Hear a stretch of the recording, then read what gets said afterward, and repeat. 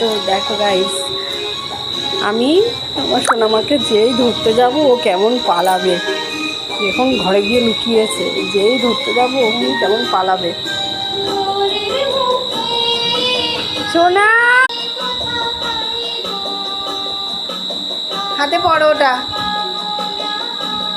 তো দেখো গাইজ, এখন আমি সোনারে যেই বলবো সোনা ধরতো আর সোনা দৌড়ে পালাবে। হ্যাঁ তো ধরতো সোনার ধরতো এ ধরতো ধরে নিয়েছি এ ধরতো